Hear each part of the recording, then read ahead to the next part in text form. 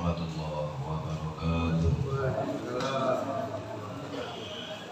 Alhamdulillahi rabbil alamin. Assalatu wassalamu ala sayyidil mursalin sayyidina wa maulana Muhammadin sallallahu alaihi wasallam. Wa qala rabbi shrah li sadri wa yassir li amri wahlul 'uqdatam min lisani yafqahu qawli.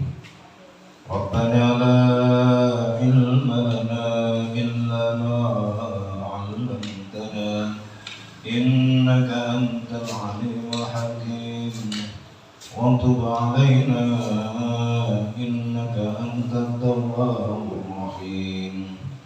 Amma ba'du. Para hadirin sesepuh bini sepuh, para alim, para ulama, para asatidz ing wonten Masjid Hidayatullah Sitogari. Alhamdulillah, syukur dumateng Allah Subhanahu wa taala. Kula lan panjenengan dalu menika dinten Jumat tanggal 4 November bertepatan samangke malih bulan Rabiul Tsani.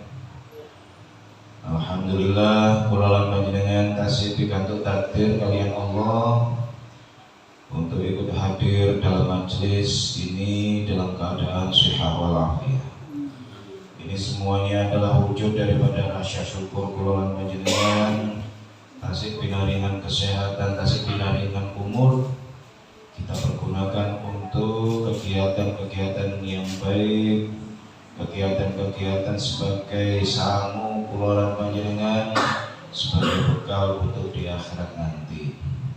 Mudah-mudahan napa ingkang dilampahi niku senantiasa dicatat oleh Allah Subhanahu wa taala sebagai amalan saleh, amalan maqbulan indallah. Amin amin ya rabbal alamin. Shalawat ugi salam senantiasa dipun katur dumateng junjungan kita baginda Rasulullah Muhammad sallallahu alaihi wasallam. Beliaulah yang telah membimbing kula lan panjenengan diutus oleh Allah mempertaruhkan, memperjuangkan seluruh jiwa raganya untuk kepentingan umat agar kita semuanya bisa menikmati rahmatan lil alamin, yakni ajaran agama Islam. Hadirin ingkang dirahmati kalian Allah Subhanahu wa taala, pada kesempatan kali ini kula lan panjenengan monggo pados lelenggahan sing sekeco, monggo ditata manahipun hadirin balas majelis niki sarana nyuwun ridho lan ikhlasipun saking Gusti Allah dipun niati menghadiri majelis-majelis ilmu. Majelis ilmu menika insyaallah dipun sampun dawuhaken kaliyan Kanjeng Nabi baginda Rasulullah Muhammad sallallahu alaihi wasallam bahwa ada dua surga yang ada di dunia ini.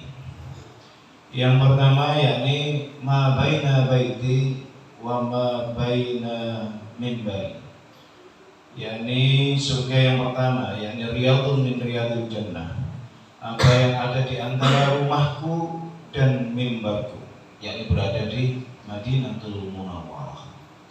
Dan yang kedua yang didawahkan oleh baginda Rasul yakni riyadun min riyadil jannah, yaitu majelis-majelis ilmu dan majelis-majelis zikir. Mudah-mudahan duduk kita di sini dicatat oleh Allah sebagai majelis ilmu dan zikir. Amin amin ya rabbal alamin. Hadirin ingkang minulya, supados sampun dipun konfirmasiaken kalian Bapak Takmir, Bapak Yasin, bahwa kami hadir di sini, kita duduk bersama di sini untuk membahas tentang kitab Bulughul Maram. Kitab Bulughul Maram ini isinya yakni tentang hadis-hadis, mulai dari bab al-fiqhiyah maupun muamalah ma'an nas. Kitab Bulughul Maram niki dipun susun kalian ulama yang terkenal dari Baghdad. Beliau pikantuk namine Ibnu Hajar Al-Asqalani. Lah napa kok disebut dengan Ibnu Hajar Al-Asqalani niki? Ibnu Hajar itu adalah anak batu. Al-Asqalani niki artinya berat. Napa dipun sebut dengan Ibnu Hajar Al-Asqalani? Dulu ada kisahnya bahwa beliau ini saat mondok di pesantren diutus oleh kedua orang tuanya masuk ke dalam pondok pesantren. Tatkala proses dalam pembelajaran menika, semua teman-temannya udah gampang oleh apalan. Maca titik sampun hafal, maca titik diterangno sithik sampun paham. Namun kok dilalah beliau niki dipun takdir kalian Allah kirang konsentrasi, kurang cepat apalane, kurang cepat oleh memahami suatu pelajaran. Di tengah-tengah beliau menuntut ilmu di suatu pesantren itu, tiba-tiba beliau ini putus asa. Putus asa sarana napa? Karena apa? Karena kebodohan yang dia alami. Sehingga kabur saking pondok pesantren. Begitu kabur saking pondok pesantren, di tengah-tengah kaburnya, di tengah-tengah perjalanan keputusasaannya, beliau berteduh di suatu tempat. Karena waktu itu terjadi hujan, berteduh kemudian sambil istirahat dan merenung. Di tengah merenungnya tiba-tiba beliau tertegun dengan sebuah batu. Batu yang begitu keras, begitu cadas, jangankan disentuh dengan jari, dipukul pun belum tentu batu itu bisa pecah. Namun alangkah terkejutnya si Ibnu Hajar Al-Asqalani yang masih jadi pelajar ini, masih menjadi santri, kaget dengan batu yang begitu keras. Melihat ada tetesan air dari atas genteng menetes satu persatu dengan lembutnya. Jadi air yang bersifat lembut, bersifat dingin, ini bisa melubangi batu yang begitu keras. Dari situlah Ibnu Hajar Al-Asqalani mendapatkan inspirasi, mendapatkan sebuah petunjuk bahwa batu saja yang keras itu masih bisa dihancurkan dengan air yang begitu lembut dan dingin. Apalagi Ibnu Hajar Al-Asqalani hanyalah seorang manusia yang insya Allah apabila mau tekun, maka insya Allah akan diberikan kemudahan oleh Allah Subhanahu wa Ta'ala. Nah ini Ibnu Hajar Al-Asqalani terinspirasi dari hal itu, sehingga beliau dari keputusasaannya tadi bangkit semangatnya, bangkit dari keputusasaannya, sehingga mau balik ke pondok pesantren untuk menghafalkan atau mengikuti pelajaran yang ada di pondok pesantren. Dan alhamdulillah atas ketekunan beliau, atas kegigihan beliau, kitab ini bisa dipun susun oleh beliau sampai dengan kira-kira 1.500-an hadis. 1.500 hadis tersusun dalam buku ini. Nah, kita ini malam ini akan membahas tentang kitab kelengkapan. Nah, puntene saderenge niki mungkin boten tamu-tamu dalam insyaallah pada isya wonten lanjut acara malih Bapak. Lah, ini bab kelengkapan ini insyaallah mempelajari tentang bab adab. Dalam bacakan ya. An Abi Hurairah radhiyallahu anhu qala Rasulullah sallallahu alaihi wasallam haqqul muslim 'alal muslim sittun idza laqitahu fasallim alaihi wa idza da'aka fa'ajibhu wa idza istansahaka fansuhu Wa idza atasa fahamidallah fashammidhu wa idza marida fa'udhu fa idza mata fa'atba'hu. Saking Abu Hurairah radhiyallahu anhu qala Rasulullah sallallahu alaihi wasallam haqqul muslim 'alal muslim sittun. Hak antar muslim dengan muslim yang lainnya itu ada 6 perkara. Jadi setiap muslim dengan muslim yang lain ini kula lan panjenengan ini ada 6 hak di antara kula lan panjenengan. Hak yang pertama yakni idza laqitahu fasallim alaihi. Jika kula lan panjenengan sedang bertemu, berjumpa, hendaknya saling mengucapkan salam. Lah salam niki nggih lafalnya assalamualaikum warahmatullahi wabarakatuh. Untuk menyampaikan salam ini hukumnya sunnah, akan tetapi saat menjawabnya adalah wajib. Sebab ketika kula lan panjenengan didoakan oleh orang, hendaknya kita mendoakan balik kepada orang tersebut. Nah, di dalam Islam di hadis yang lain disebutkan liyusallimas shaghir 'alal kabir. Tata krama atau tata cara untuk menyampaikan salam inggih menika ingkang pertama liyusallimas shaghir 'alal kabir. Sing alit nyampaikan salam dumateng ingkang sepuh. Sing nom kudu ngucapno salam dhisik kangge sing sepuh. Itu pun lumrahe. Yuga dumateng bapak dumateng kakek, utawi kula lan panjenengan sami-sami hendaknya yang muda dulu lebih mengawali untuk menyampaikan salam. Yusallimas shaghir 'alal kabir. Wa 'alal mari 'alal qa'id. Dan hendaknya menyampaikan salam orang-orang yang sedang orang yang sedang berjalan terhadap orang-orang yang sedang duduk. Sebatas kula lan panjenengan menawi ngliwati suatu daerah, suatu tempat kok ten mriku wonten tiyang lelenggahan, tiyang majasan, maka yang lebih dahulu hendaknya mengucapkan salam atau menyapa itu adalah orang yang berjalan, orang yang lewat. Oke, wonten adabnya kados ngoten. Wal yusallima al-qalil 'alal katsir. Hendaknya mengucapkan salam kelompok yang lebih sedikit terhadap kelompok yang lebih banyak. Dan ini nikulah adab daripada untuk mengucapkan salam.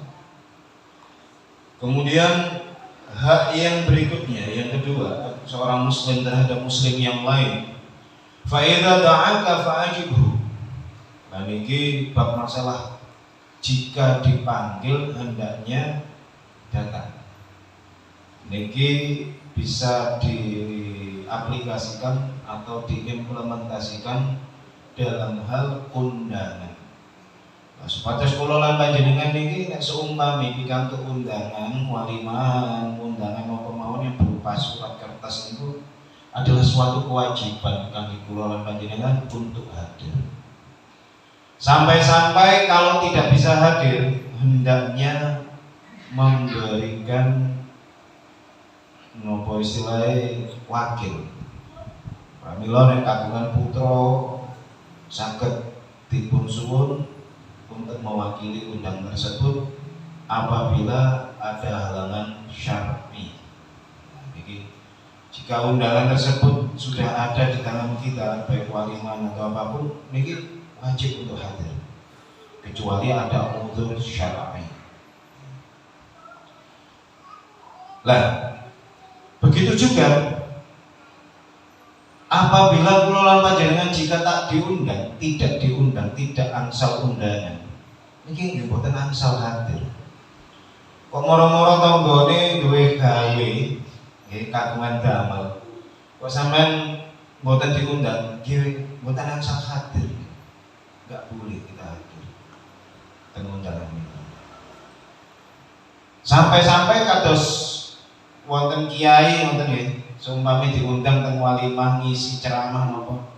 Kalau seumpama beliau bawa sopir, sampai-sampai sopirnya ini dilarang untuk hadir dalam majelis itu, kecuali izin dahulu. Nah, di antara kenapa kok kata sunatan itu nikulah ketetapan adab dalam Islam. Fa idza ta'aka fa'ajibhu wa idza istansahaka fansahhu. Berikutnya adalah hak seorang muslim antar muslim. Yang ketiga, fa idza istansahaka fansahhu. Istansahakan itu nuwun nasihat. Jika ada saudara kula lan panjenengan, ada tetangga, ada siapapun yang minta pendapat, minta nasihat, hendaknya memberikan nasihat dengan nasihat yang baik yang diarahkan kepada takwa Allah. Maka kemanakah kula lan panjenengan sebaik-baiknya untuk mencari nasihat, untuk meminta nasihat? Fas'alu ahla dzikri in kuntum ta'lamun. Dalam Al-Qur'an disebut ngoten. Sebaik-baik kula lan panjenengan untuk mencari sebuah nasihat itu adalah fas'alu, tanyalah panjenengan sedaya ahla dzikri, kepada ahli zikir. Lho napa kok aneh nggih? Bukan ahlul fikri, bukan ahli berfikir, tapi ahli zikir. Ahli sing eling karo Gusti Allah. Nek panjenengan hanya mencari nasihat dari orang-orang yang ahli fikir, sampeyan nanti nasihatnya akan diarahkan kepada hal-hal yang mengarah memenangkan pada hawa nafsu saja.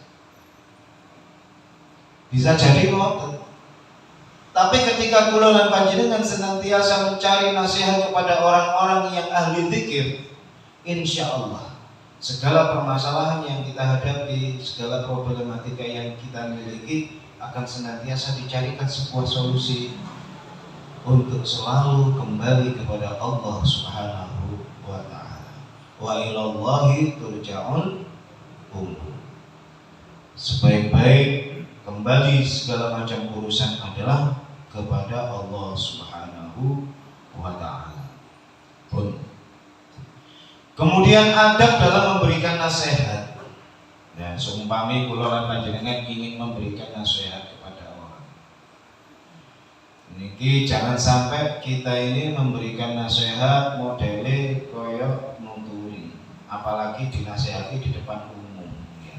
Urusan pribadi kemudian disampaikan nasihat tersebut di hadapan umum. Lah niki padha karo ngapunten etrek-etrek tiyang nggih. Nah, nasihat tersebut yang terbaik adalah ketika kula lan panjenengan dimintai nasihat, maka hendaknya memberikan nasihat secara pribadi dengan cara yang baik. Nah, niki usume jangan curhat. Terutama tiang jalur kali tiang ekstrim. Maka tidak sah, tidaklah layak, tidaklah patut apabila seorang laki-laki atau seorang perempuan saling curhat dengan ghairul mukhrimnya. Nah, niku adab daripada sebuah penyampaian nasihat juga. Kemudian yang berikutnya adalah wa idza 'atasha fahamidallahu fashammit 'alaihi.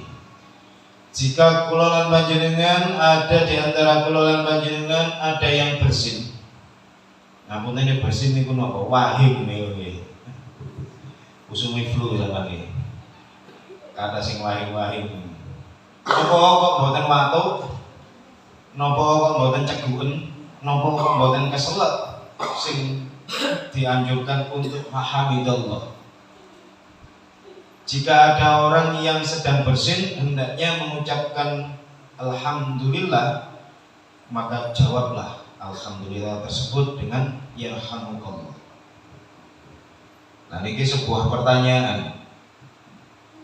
Napa kok mboten glegen, kok mboten napa watu, kok mboten napa niku lintu-lintu nih, kok hanya bersin saja yang dibahas oleh Rasulullah SAW.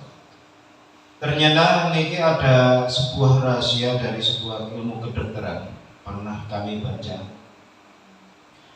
Orang yang sedang bersin itu, dalam ilmu kedokteran itu seluruh organ tubuhnya berhenti, mulai dari jantungnya, paru-parunya, ginjalnya, seluruh organ tubuhnya semuanya berhenti ketika bersin. Entah itu dalam sepersekian detik, itu semuanya berhenti. Lah bayangkan ketika seluruh organ ini berhenti, maka bisa dianggap orang tersebut meninggal dunia.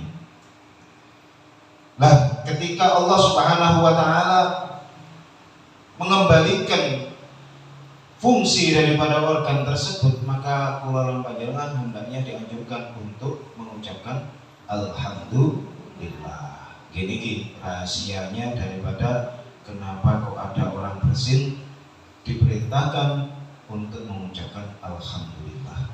Karena dalam sekian seperdetik itu organ tubuh kita berhenti dan difungsikan kembali oleh Allah Subhanahu wa Ta'ala.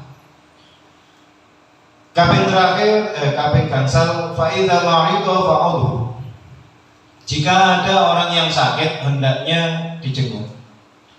Sumpami tonggo kula lan panjenengan mengalami sakit, juga hendaknya menjenguk. Niki sunnah. Terus seumpami kula panjenengan berkenan menjenguk orang yang sakit, baik tetangga maupun saudara, niki wonten pahalanya tersendiri. Terlepas daripada ketika yang kita jenguk itu orangnya adalah orang yang kurang baik dengan kita secara bermuamalah. Loh, baginda Rasulullah SAW niku dalam satu kisah, suatu riwayat pernah setiap kali pulang dari Masjidil Haram menuju ke rumahnya, niku dilempari batu, dilempari kotoran setiap pulang niku. Lah manten-manten kok tiba-tiba dalam satu hari kok berhenti tidak melempar. Lagi ke Rasulullah tanggal kemana orang ini kok nggak melempar saya tumben.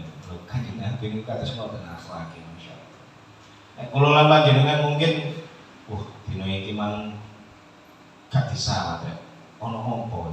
Dicarilah informasi oleh Kanjeng Nabi, ternyata yang biasanya melempari itu tadi sakit.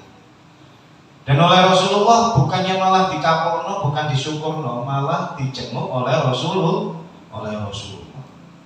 Lah nikilah akhlaknya Rasulullah.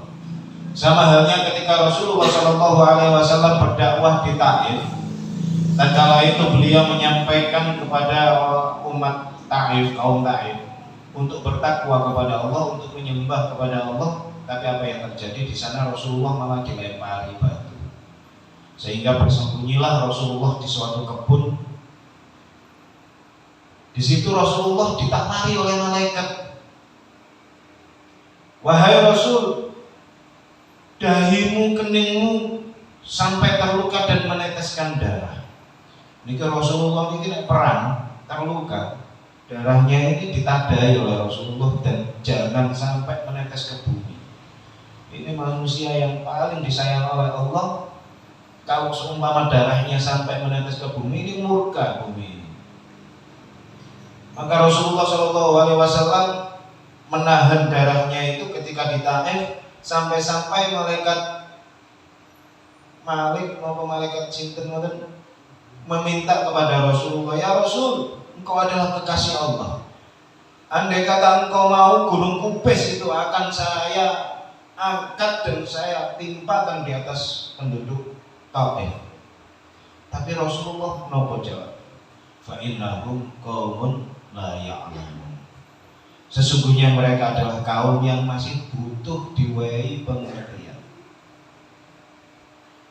Maka sangatlah layak kangge kula panjenengan ngadepi sinten mawon, hendaknya dengan hati yang sabar. Napa malih ngurusi masjid, ngurusi umat, niku sing sabar. sebagaimana yang dilakukan oleh Rasulullah. Maka Rasulullah partner dakwahnya itu adalah malaikat Jibril. Kok partnernya dakwahnya Kanjeng Nabi itu malaikat Malik? Balik aja. Gak terima. Wes cukup kerikil nang neraka. Bus melalui burung ababil sebagaimana cerita surat Al-Fil. Baru dijatuhkan saja ke asfin makul, bagaikan daun-daun yang dimakan oleh ular. Niku dahsyatnya daripada api neraka. Dan ini makanya ulama panjenengan hendaknya mencontoh sikap daripada baginda Rasulullah Muhammad SAW dalam bersabarnya, dalam dakwahnya. Dan yang ulama panjenengan ini mengikuti kesabaran baginda Rasul. Nah, ini ada suatu kisah juga. Ketika Rasulullah SAW sedang duduk dengan Abu Bakar As-Siddiq. Oke, lelenggan tengah jenging griya ngoten niku. Tiba-tiba datanglah seseorang yang punya masalah dengan Sayyidina Abu Bakar. Orang yang bermasalah tersebut mengolok-olok dumateng Sayyidina Abu Bakar. Wilok-wilok Abu Bakar, Abu Bakar, sampai niku ngene. Wingi ku ngene. Sehingga andai kata itu adalah kulo yang sebagai Abu Bakar, maka sudah layak untuk emosi. Lah iya, teko-teko gak salam, tidak ada salam, tidak ada apa-apa perkara nopo-nopo, tiba-tiba orang tersebut datang marah-marah dumateng Abu Bakar. Ngilok-ngilok. Lah nopo sikapnya Rasulullah saat itu ketika melihat Abu Bakar sedang diolok-olok dan diam? Rasulullah tersenyum. Para bapak, senyum mawon Rasulullah. Namun tatkala olok-olok itu semakin menjadi tambah diilokno nemen, boten karu-karuan oleh ngilokno. Sampai-sampai emosinya Abu Bakar itu benar-benar tidak sanggup lagi, sehingga Abu Bakar berdiri dan hendak menghantam orang tersebut. Nopo sikapnya Rasulullah? Rasulullah bukannya malah membela Abu Bakar, malah Rasulullah berdiri juga melihat Abu Bakar dengan wajah yang tidak senang serta pergi dari Abu Bakar. Nah, ketika niku Abu Bakar yang saat mau marah kepada orang yang mengolok-olok ningali baginda Rasul dengan wajah yang gak senang, gak suka, wajah yang murka terhadap Abu Bakar. Abu Bakar kaget. Loh, mestine wong sing ngolok-ngolok iku mang sing dimurkai oleh Kanjeng Nabi, yang tidak disukai oleh Rasulullah. Kenapa saya yang diolok-olok wong malah gak disenengi karo Kanjeng Nabi? Akhirnya bijinge tanglet Abu Bakar niku. Wahai Rasul, napa kok kalau ini saya diolok-olok oleh orang, saya diam, engkau hanya tersenyum. Namun tatkala kula pun boten kuat, gak sanggup nahan emosi kula yang mestinya saya berhak untuk membela diri saya, membela harkat martabat dan harga diri saya. Kenapa panjenengan kok malah boten seneng ya Rasul? Apa jawab baginda Rasul? Wahai Abu Bakar, ketahuilah ketika Anda sedang diolok-olok oleh orang dan Anda diam, disitulah malaikat bersolawat memuji kepada Anda, wahai Abu Bakar. Namun tatkala Anda emosi saat diolok-olok oleh orang, walaupun Anda itu benar, namun Anda terpancing emosinya, maka yang datang adalah syaitan. Disitulah saya takut, wahai Abu Bakar. Dan ini sebatas pelajaran kangge kula lan panjenengan. Tatkala kula lan panjenengan berhadapan-hadapan dengan emosi nek wayahus, napa nggih kadang perkara itu tidak kita rencanakan, tidak kita sadari kapan datangnya, tempat dan waktunya, maka elinglah dengan cerita ini, bahwa ketika kula lan panjenengan ngeladeni wong ngamuk, ngeladeni wong emosi, itu yang datang kedua-duanya adalah syaitan. Khususnya ibu-ibu nih, biasanya orang rasa-rasa nopo ngoten celatu-celatuan ke ibu-ibu nggih nyondolong. Sampeyan eling iki saya bakar niku wae. Nek sampeyan ngeladeni wong sing nguring-nguring, maka yang datang adalah syaitan. syaitan. Tapi tatkala panjenengan menghindari dengan sabar, insya Allah yang datang adalah malaikat. Harga diri Anda akan dijaga oleh Allah Subhanahu wa ta'ala. Jadi al-ghadabu jununun wa akhiruhu nadamatun. Wong sing ngamuk niku padha karo akal pikirane ilang, gambarane sampai dalam digambarkan jununun atau orang gila. Wa akibatuhu nadamatun, dan akibat daripada emosi itu adalah sebuah penyesalan. Makanya gak salah nek akeh wong ngamuk emosi mesti ujung-ujungnya menyesal. Kemudian hadis berikutnya, maksudnya lanjutan daripada hadis tersebut adalah hak dari antara orang muslim dan muslim yang lainnya. Fa idza mata fa'atba. Nek wonten tetangga kula lan panjenengan, teman kula lan panjenengan, saudara kula lan panjenengan meninggal dunia, hendaknya mengikuti proses pemakamannya. Nah, ini wonten pahala ya Bapak Ibu.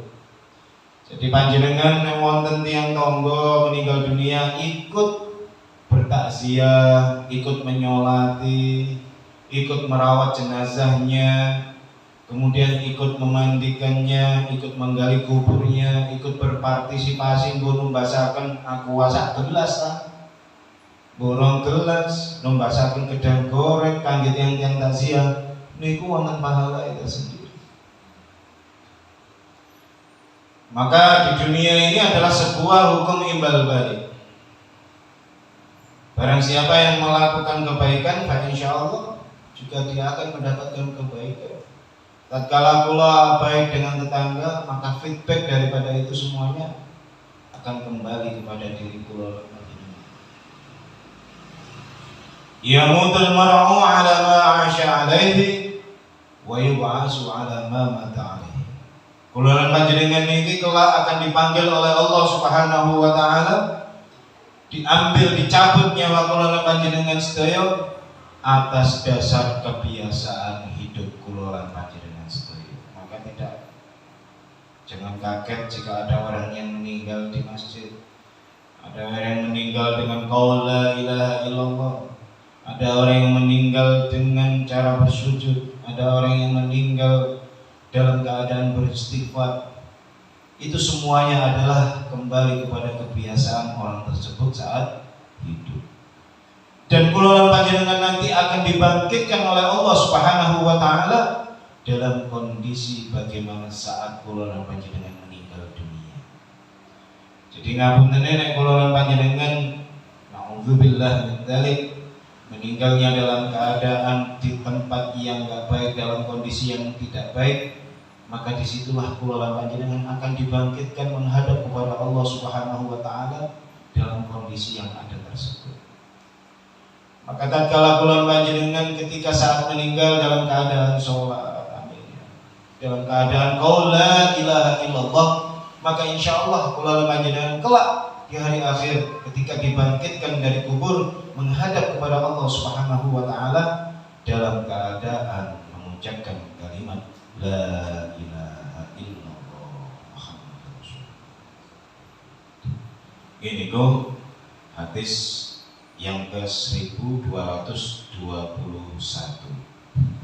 Hadis berikutnya yakni an Abi Hurairah radhiyallahu anhu qala Rasulullah sallallahu alaihi wasallam unzuru ila man huwa asfala minkum wa la tanzuru ila man fawqakum fa huwa ajdaru alla tasdaru ni'matallahi 'alaikum.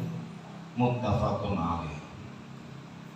Dari Abu Hurairah radhiyallahu anhu qala Rasulullah sallallahu alaihi wasallam, Rasulullah sallallahu alaihi wasallam bersabda, unzuru, hai umatku, lihatlah kalian semuanya, ila man asfala minkum, kepada orang yang lebih rendah daripada kalian. Nanti asfala minkum niki dalam hal napa Bapak Ibu? Dalam hal harta benda. Nek kula lan panjenengan senantiasa ndelok dana, sampeyan wis nyambut gawe sapa pawali esuk bengi nyambut gawe kemudian tidak mensyukuri daripada nikmat tersebut, delok wong liya wae, cek ngitung-ngitung rezekine wong liya, cek ngitung-ngitung kekayaan orang lain, cek ngitung-ngitung keduwenane wong liya, maka kula panjenengan akan mati hati kita, hilang syukur kita. Niki maka hadis ini menyebutkan ilaman huwa asfala. Jadi nek kula panjenengan wayahe sumpah, sampai ada seorang ulama menyampaikan, maka berbahagialah jika kula panjenengan sedang sedih, sedang sumpah, sampean delok, sampean bayangno orang-orang yang ada di rumah sakit. Bagaimana nikmatnya kesehatan yang kita miliki. Saat kula panjenengan sedang tengok-tengok kok atine sumpah, sampean damel teng warung ngopi mboten napa-napa, sambil ngopi sambil rokokan ngobrol kali tiyang untuk menyenangkan hati, menyebut rasa syukur. Sambil sampean bayangno sapa-sapa wong sing nang jero penjara itu rasane ora penak. Ngoten nggih. Lah niku adalah cara untuk bersyukur. Wala tanzuru ila man fawqakum, dan janganlah kula panjenengan senantiasa melihat ke atas terus. Fa huwa ajdaru alla ta'ulu ni'matallahi 'alaikum, agar kalian semuanya tidak menganggap rendah nikmat Allah yang diberikan kepadamu. Maka kekayaan itu bukanlah sebuah ukuran. Yang menjadi ukuran adalah qanaah, seberapa banyak kula panjenengan mensyukuri yang ada. Sebab ketika manusia memperturutkan keinginannya, ngapunten sampai diwai gunung emas, sitok itu cek jaluk gunung emas kali, diwai gunung emas loro jaluk telu sampai dipendem, dijejeli lemah, diwai patokan 1 kali 2. Nah niku adalah sebuah gambaran daripada apa yang diberikan oleh baginda Rasulullah SAW.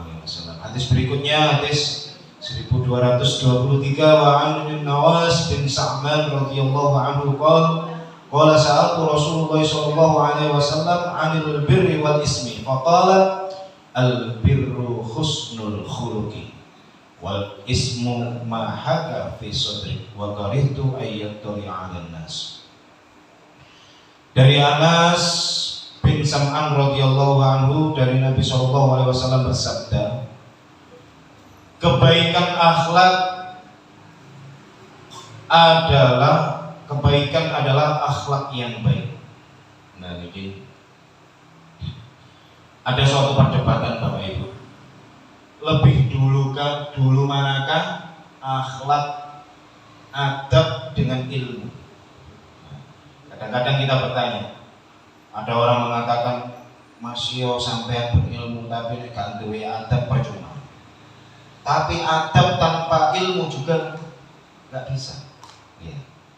Maka disinilah ad-dinu nasihat. Kita jadikan mempelajari agama adalah sebagai sebuah nasihat kangge kula panjenengan untuk menggapai adab akhlak yang baik, yang sebagaimana dicontohkan oleh baginda Rasulullah Muhammad SAW. Lah, ketika kula panjenengan mengidentifikasi, ngerasakno apa sih dosa itu? Dosa itu adalah sesuatu yang dirasa mengganjal di dalam hati. Ketika kula panjenengan ketika ketemu banyak orang, kemudian kita melakukan itu, kok nggak pantas lah, itu dosa. Tapi kala kula panjenengan sendirian atau bertemu dengan orang banyak, melakukan suatu hal, ketika itu dirasa baik, ya insya Allah itu adalah sebuah kebaikan. Wonten indikatornya itu seperti itu. Kemudian Wa'id bin Mas'ud radhiyallahu anhu qala Rasulullah sallallahu alaihi wasallam, idza kuntum salasatan fala yatanajasnani dunal akhar hatta yakhtalitun nas min ajli anna dzalika yuzinuhu. Muttafaqun alaih. Niki maksud daripada hadis ini adalah idza kuntum salasatan, jika kula lan panjenengan kumpul-kumpul 2 orang, 3 orang atau lebih, Fala yatanajasnani dunal akhar. Hendaknya kula lan panjenengan ojo ngobrol wong loro tok tanpa mengajak orang lain. Sumpami kados panjenengan longgo-longgo tiyang berempat. Kono wong loro memang terlibat omongan yang seru kemudian berbisik-bisik. Niku mboten angsal niku. Ngapunten niki kathah teng golongan kalangan ibu-ibu ngapunten. Biasa ibu-ibu niku memang ngomong sing disiriki ngoten niku wis ora dijak ngomong. Dijuwarno ngono ae. Lah, napa kok enggak boleh seperti itu? Annadzalika yusinu. Karena hal yang demikian niku nggare gedhonge ati liyane. Terus panjenengan wonten tiyang 3 kok bisik-bisik dhewe tiyang kalih niku sing ketiga niku gelo. Apa aku iku gak dicoba ngomong apa Pak aku disiwak. Apa tak kromo aku iki wong melarat gak duwe ta apa. Ha niku kan boleh dadi angen-angen sing gak karu-karuan ngoten niku. Maka inilah akhlak Rasulullah sallallahu alaihi wasallam. Itu luar biasa Rasulullah. Bahkan Rasulullah itu kalau dipanggil atau berbicara dengan orang, ini mboten nate, ya Muhammad, anta ilahin. Cara menjawab Rasulullah ketika beliau berada menghadap ke sana dan orang yang berbicara ada di belakangnya. Ketika disapa, tidak pernah Rasulullah itu berbicara dalam membelakangi orang yang diajak bicara. Senantiasa Rasulullah berbalik badannya dan menghadap saat berbicara. Itulah akhlak yang dimiliki oleh baginda Rasulullah Muhammad SAW. Hadis berikutnya, wa Ibnu Umar radhiyallahu anhu qala Rasulullah sallallahu alaihi wasallam la yuqimu ar-rajula min majlisihi summa yajlisu fihi walakin tawassahu wa tawassahu. Niki hadis niki janganlah kula lan panjenengan ketika ada suatu tempat duduk yang sudah diduduki oleh orang. Sumpami bapak niki sampun lenggah teng mriki. Kemudian ada pejabat yang datang, Pak, sampean aja ganggu, sampean pindah." Karena lantaran pejabat panjenengan dipen pindah. Duduknya niki mboten angsal. Niki bisa diimplementasikan dalam kehidupan, dalam juga berorganisasi di kantor maupun di tempat pekerjaan. Ini dilarang oleh panjenengan melakukan hal-hal yang seperti demikian. Dongkel kedudukan wong dengan cara-cara hasud, dengan cara-cara mengintimidasi dan lain-lainnya, ini tidak dicontohkan atau tidak dilarang oleh Allah, oleh dan Rasulnya Sallallahu Alaihi Wasallam. Nggih Bapak Ibu, mungkin niku ingkang saged dalam sampaikan. Mungkin apa ingkang dalam sampaikan ini kita baca bersama dari hadis-hadis yang telah kita simak bersama, senantiasa bermanfaat untuk kita bermuamalah sehari-hari dengan sesama, sehingga kalau panjenengan dalam bermuamalah menjadi manusia yang dicontohkan oleh baginda Rasul. Qul in kuntum tuhibbunallah fattabi'uni. Jika kula panjenengan mengaku menjadi pribadi yang cinta kepada Allah, maka hendaknya kula panjenengan mengikuti jejaknya baginda Rasulullah Muhammad SAW, bukan hanya mengikuti jejak ibadah-ibadah mahdhah dan juga tetapi kula panjenengan hendaknya mengikuti jejak ibadah-ibadah ghairul mahdhah. Mudah-mudahan apa yang disampaikan ini manfaat barokah sebagai ilmu kula panjenengan. Amin amin ya rabbal alamin. Saking kula mapilih wonten kirang langkunge kula nyuwun langkunge pangaksami, kula nyuwun ngapunten. Wallahul muwaffiq ila aqwamit thoriq. Assalamualaikum warahmatullahi